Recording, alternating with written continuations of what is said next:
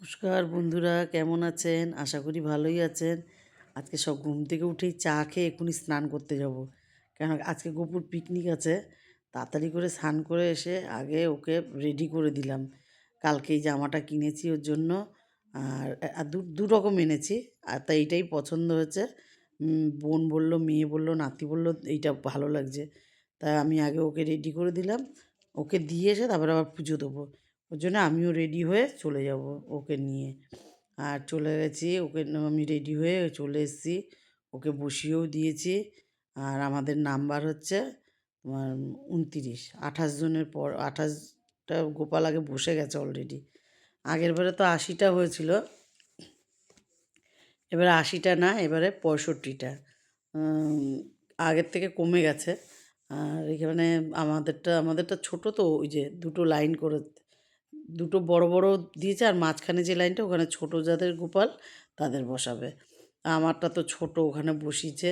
যাই হোক, আর এখানে দেখে নিলাম, এখানে দাদাভাইরা সব রান্না করছে। সবাই মিলেমিশেই আমরা করি এই অনুষ্ঠানটা। আর আমাদের দাদাভাইরা সব এখানে ইয়ে করছে। এক দিদিভাইয়ের বাড়িতে এই খাওয়া দাওয়ার অনুষ্ঠানটা রান্না করবে বলে এখানে করেছে। আর এখানে অনেকটা বড় জায়গা আছে, ওর জন্য এই জায়গাটা বেশ সুবিধা হয়েছে করতে। আর এখানে ঠাকুরের রান্না হচ্ছে আর একটা দাদাভাইদের বাড়িতে। এখানে ঠাকুরের রান্নাটা হচ্ছে, এই যে রান্না হচ্ছে এখন। যা রান্নাটা হয়ে গেলে এবারে আমি কি করব, এখানে প্রসাদ দিচ্ছে, মাখা প্রসাদ। ওই সকালবেলায় চিড়ে দই মাখা প্রসাদ, ওটা নিয়ে বাড়ি চলে আসবো। এই যে আমি আর দুজনে গেছিলাম, আমি আর বড় ছেলে। হ্যাঁ, বাড়ি চলে এসেছি, সবাইকে অল্প অল্প করে দিলাম। কি ভালো লাগে, বাড়িতে চিড়ে দই মাখলে অত ভালো লাগে না। এই যেন মনে হয় যেন অমৃত খাচ্ছি। আর এখানে আমি এবার পুজোটা দিয়ে নেব। পুজোটা দিয়ে তারপরে আবার আমরা ঘরে কিছু খেয়ে, কেন ওখানে খাওয়া দাওয়ার তো অনেক দেরি। আর বোঝেন তো, বাড়িতে বাচ্চা কাচ্চা থাকলে তো ওখানে যে বসে থাকতে পারি না সবসময়। ওই জন্য চলে এসেছি। এসে এবারে মুড়ি মাখলাম, চা করলাম আর মুড়ি মাখলাম। কেন অনেক দেরি আছে, ভাবছিলাম রুটি তরকারি করব, তা হয়নি। এসে দেখলাম এখানে খেতে বসিয়েও দিয়েছে। ওই ওই একদম সবার লাস্টে ওখানে কিন্তু মানে আমাদের গপু রয়েছে, তা যেতে পারছি না। এখন এখান দিয়ে যাওয়াটাও ঠিক না, সবাই খেতে বসেছে। আর পায়ে জুতো আছে, জুতো কেন খালি পায়ে যাওয়াও ঠিক না, কেননা ধুলোটা উড়বে। এটা একটা বৃন্দাবনের সেবার স্থান হয়ে গেছে এখন।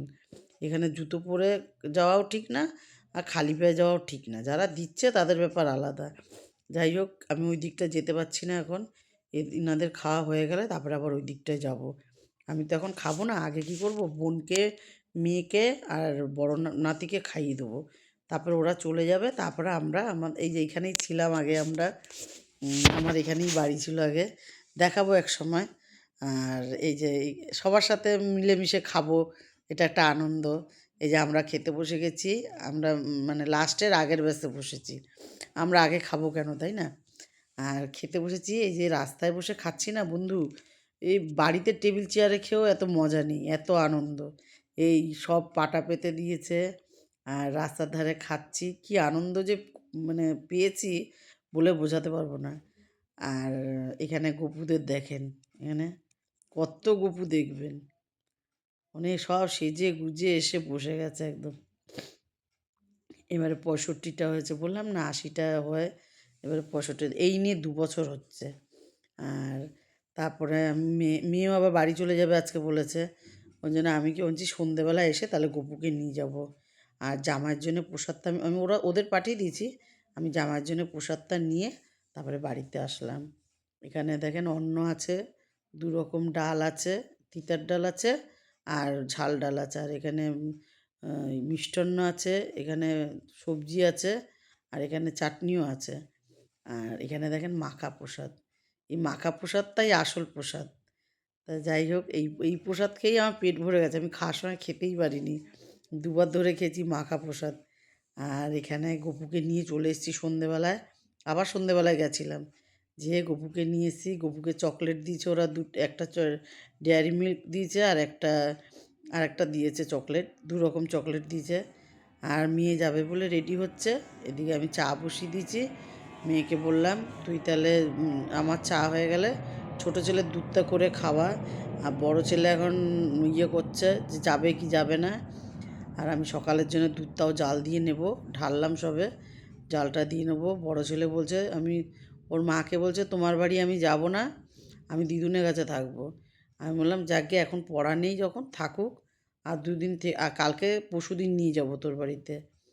আর বললো ঠিক আছে তাহলে ছোটো ছেলের খাবারটা করে আন, আমি খাইয়ে দিই। আজ এইটুকুই। ভালো লাগলে একটা লাইক করুন, কমেন্ট করুন, শেয়ার করুন। ভালো থাকুন, সুস্থ থাকুন। শুভরাত্রি।